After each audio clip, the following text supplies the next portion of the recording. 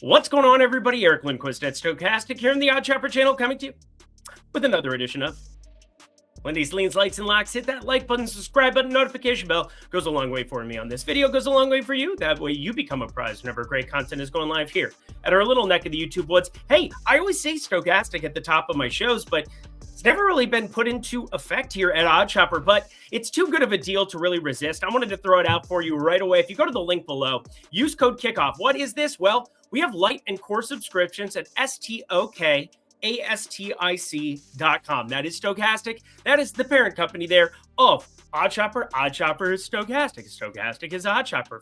Finkel is Einhorn. Einhorn is Finkel. But $1 gets you week one access to everything that we have going for Thursday, Friday. Yes, there's a Friday football game in Brazil that we'll be covering, and I'll be covering here on Lindy's. And then, of course, Sunday, Monday, massive amounts of football around the clock here the entire weekend. I'm excited. If you're excited and you're planning on playing DFS over on DraftKings or FanDuel, that is daily fantasy sports. That is what I got my start in, 7 years ago? I've been playing it for about 9 years, but started doing content, around 5 years ago it was.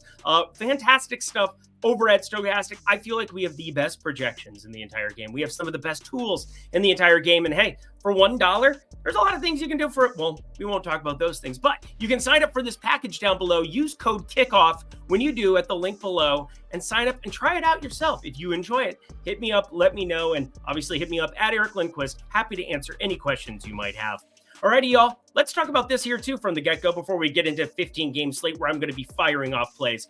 We're going to be going to some NFL Lindy's content coming very, very shortly here. That is going to be for Thursday, for Friday, for Sunday, and for Monday. So great opportunity. We're going to break up the games a little bit more than just having all of the games come out at once on Fridays, because Lofty already does that for everybody on Wednesday. And Lofty does an amazing job of breaking down every single game on that Wednesday, try to help you beat some of those lines, get you some closing line value. I am going to break down the games the night before so that you can process that the entire way. But what does that mean for MLB? Well, I think towards the end of this week, we might be winding it down.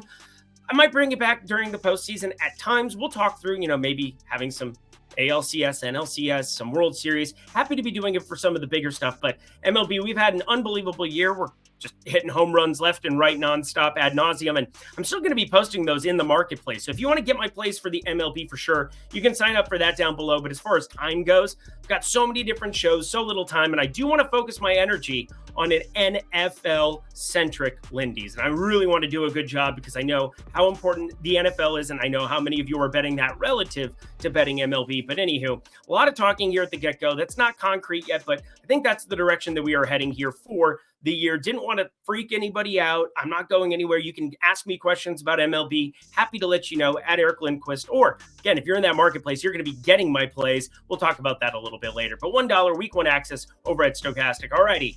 We talked a lot here on the front end. We'll bring it up here one more time, but don't have to bring up any of the other reads throughout this entire program. It's going to be fantastic. Well, the marketplace we'll talk.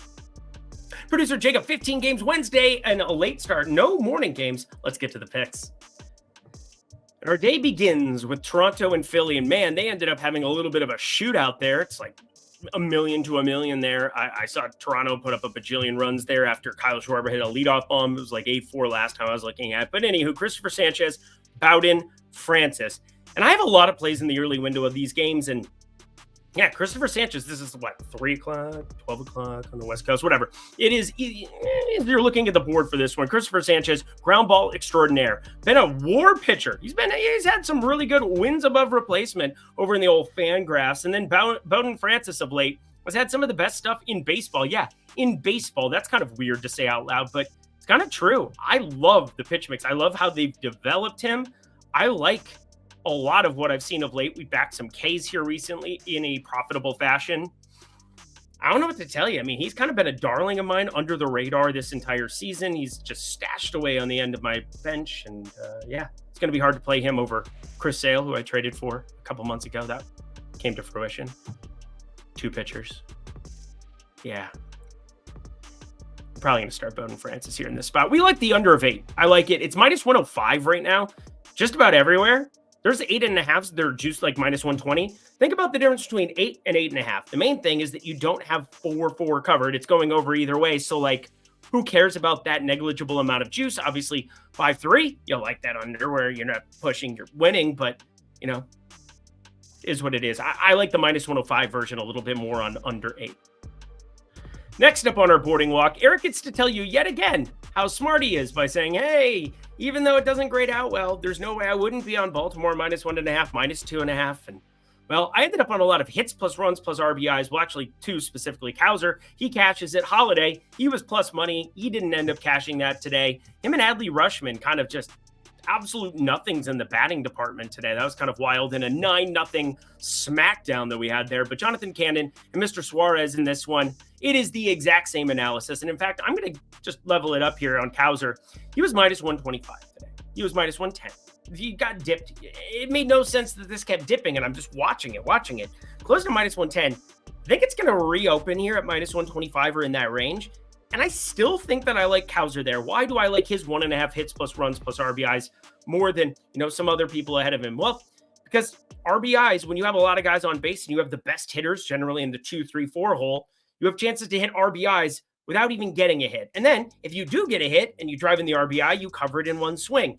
You have people behind you that are very functional, whether it's Mullins or, Holiday one day here for sure, where they can end up knocking you in once you get on base. Lots of ways to have that 1.5 covered. And as you're simming out games, as you get a modeling process going, I think it's going to end up on the card again tomorrow. I am going to be a little bit apprehensive and just put lean here in case it shows up at minus 130 because books are mad that, everybody's betting Baltimore like they should. They should be. Again, I'm not going to bet it at these prices still, but I thought about it at this point, minus 146. It's just that Suarez, Baltimore minus 1.5 has a much better chance of being on the card today than it did with Bovich. Corbin Burns minus 475 and minus 180 on the minus 1.5, whatever. That's enough information. Let's keep it rolling. Spencer Arrighetti, Nick Martinez. Oh, I didn't do my bit. There's vomit on his sweater already. Spencer Arrighetti. Not vomit lately because he is mowing down dudes. It's more like the other team.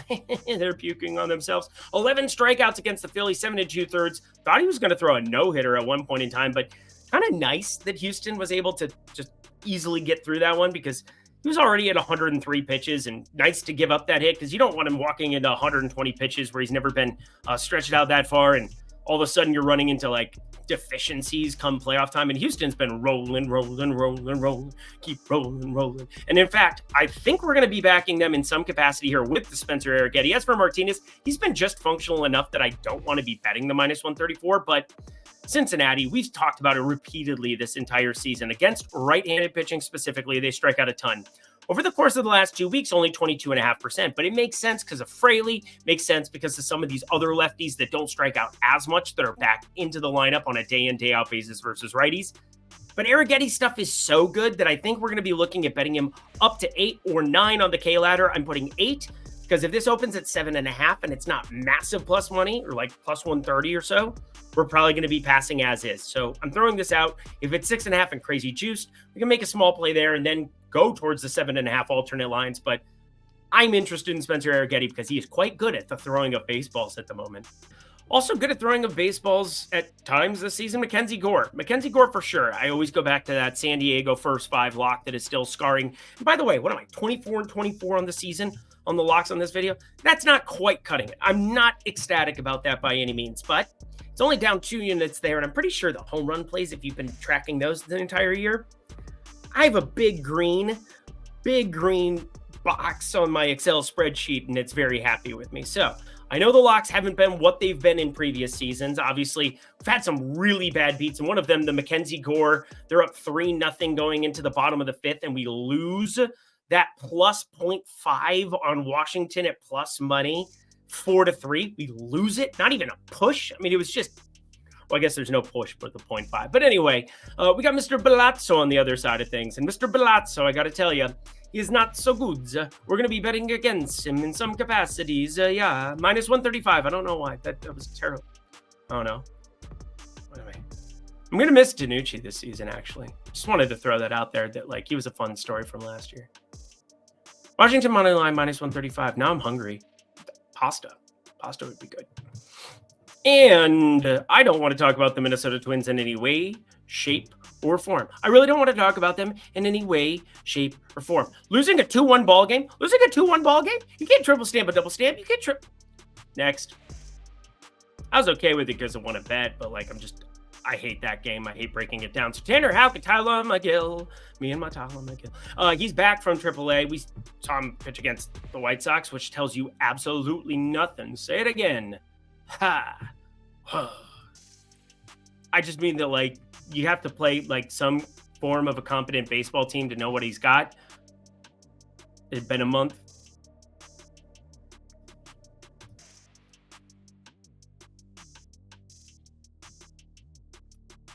Yeah, I'm really tired of baseball.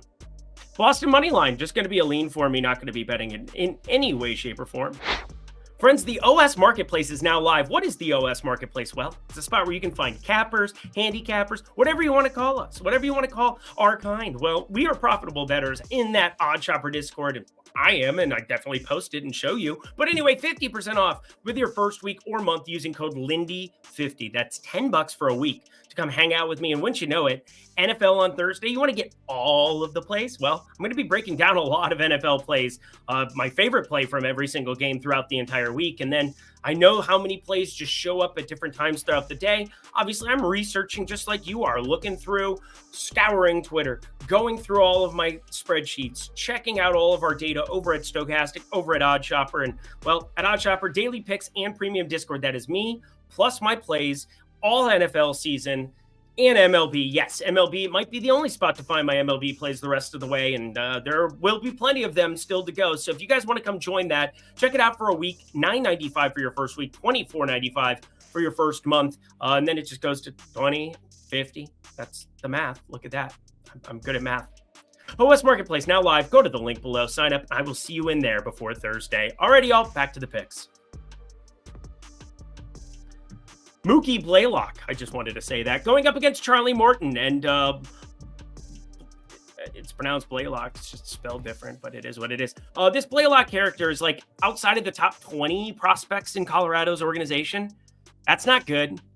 We'd seen him at AA. He's bouncing back and forth between AA and the majors. That's not a great way to go treat your prospects, but you guys need people to eat innings and do stuff. And oh, Bradley Blaylock, best of luck to you, buddy. You are going to have yourself a heck of a time in this one. Well, I think Charlie Morton isn't exactly a guy that you want to be betting at minus 275. If you made me play one of these, I would be on the Colorado money line. But let's pump the brakes here a little bit. Part of this is that Charlie Morton is getting priced like this because the Atlanta lineup gets to face not just Blaylock, but then a bunch of not so good relievers behind him. So that is sensical to some extent. But Charlie Morton has a 10% barrel percentage. The wind's blowing out 8 to 10 towards right field.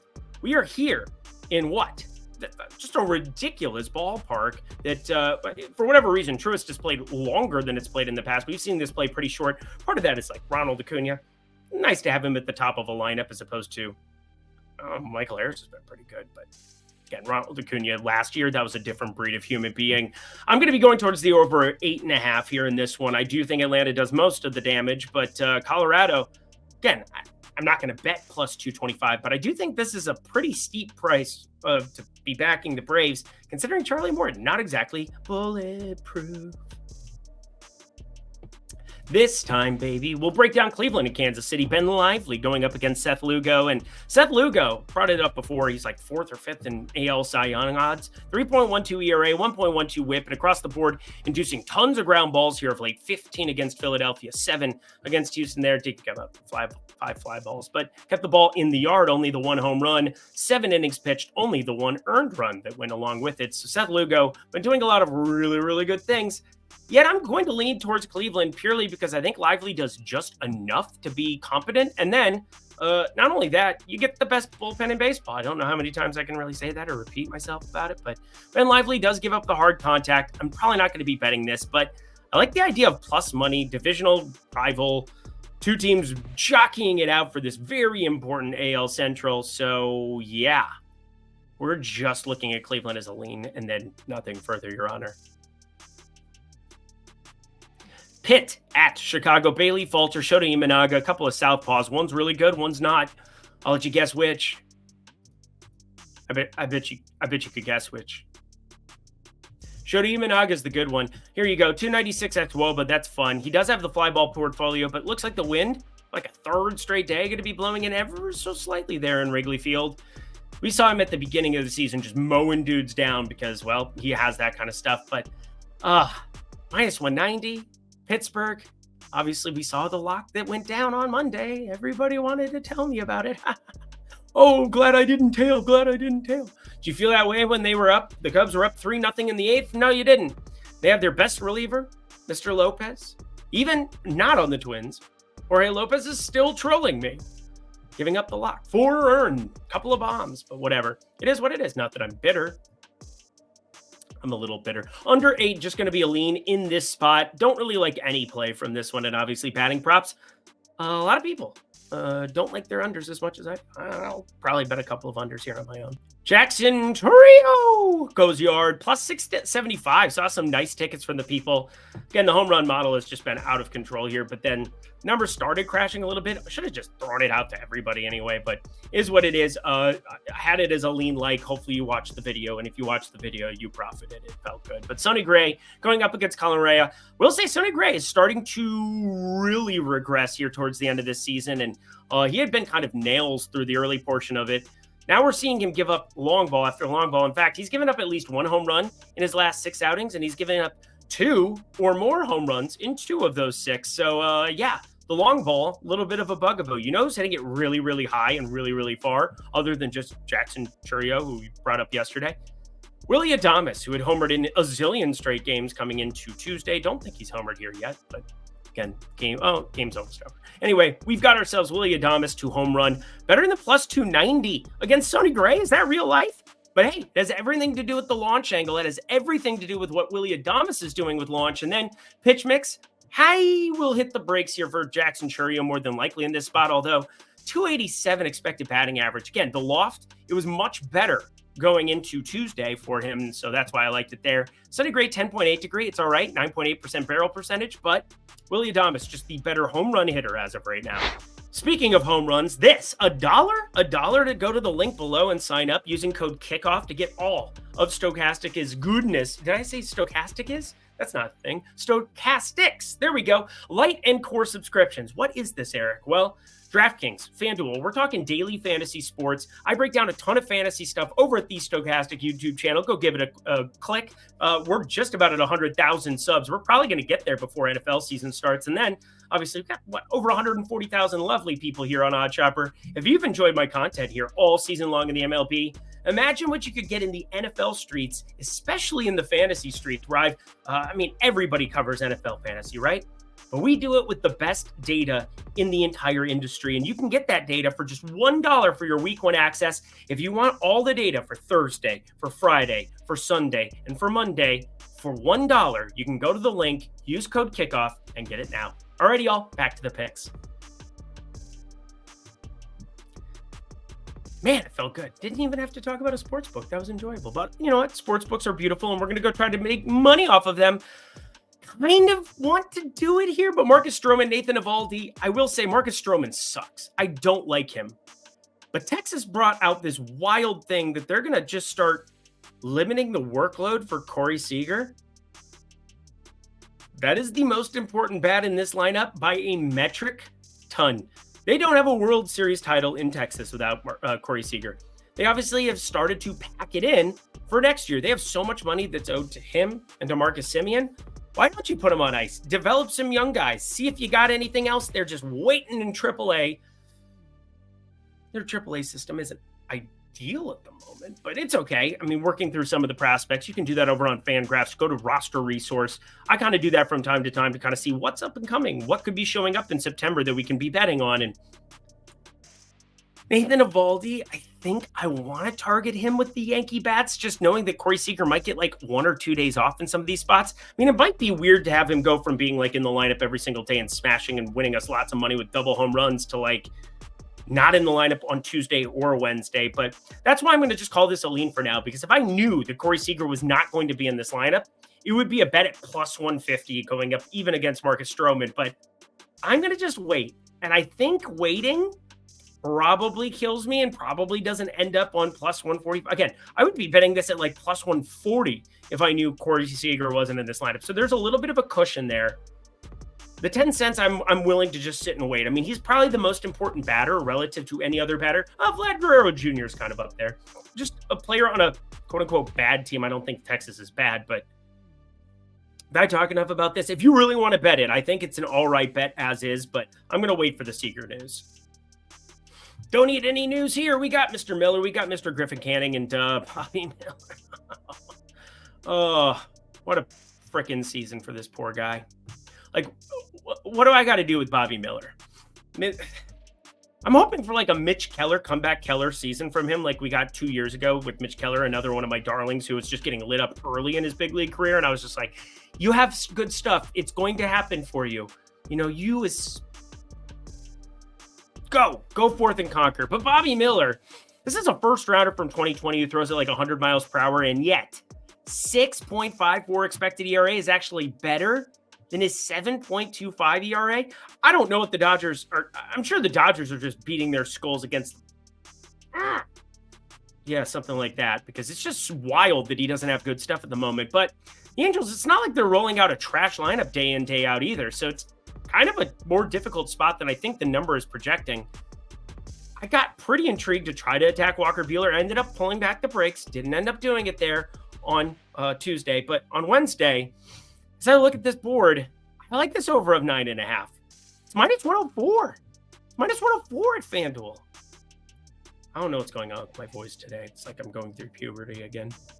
Mr. Montero, Mr. Darvish, 7.5. And it's wild because it's not Montero that's the main reason that this line exists the way that it is. No. It has to do with the fact that they've been playing like to win baseball games, and they've been winning baseball games. Now, they lost the opener of this series, but after Monday, where they were able to then rest a lot of relievers because, you know, they were able to go to Ty Warren. They did 2 relievers to start. Then it went Ty Warren. Then they closed it out. But the whole point is that Tuesday was off for both teams.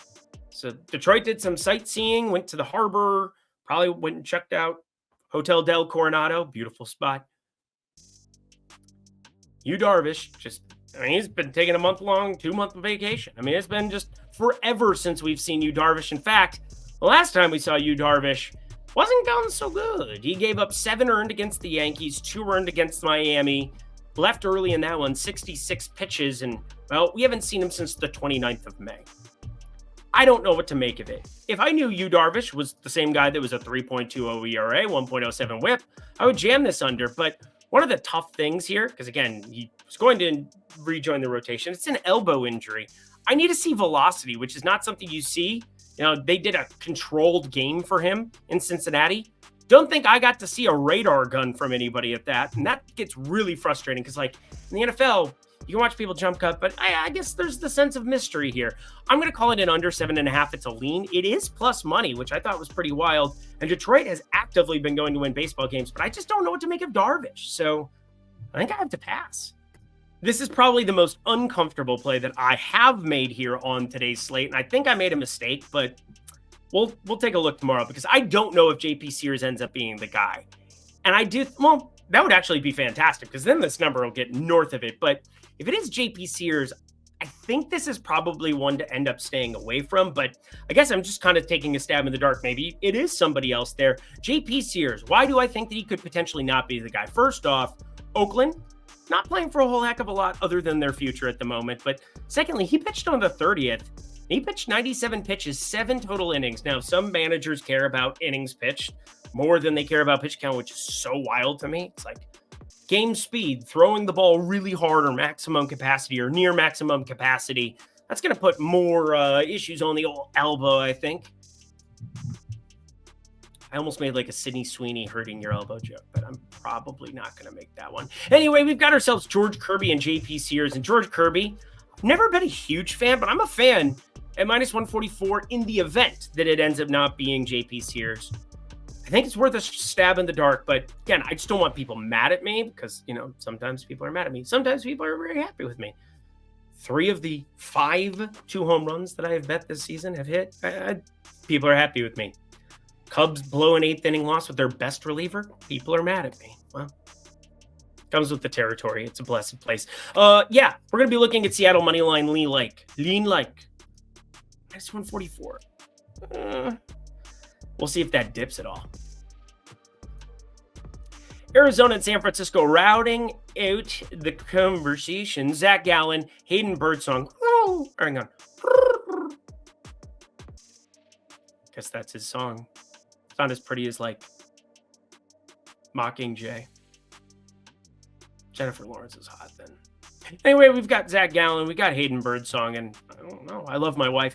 Zach Gallen and Hayden Birdsong, I'm looking at this under, staring it directly in the face, and I want to talk you through the pricing of it.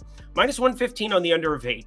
It is minus 102 on the under of 7.5. I bet the 7.5. It is grading out better on OddsShopper for a reason, because again, math, you're talking about range of outcomes.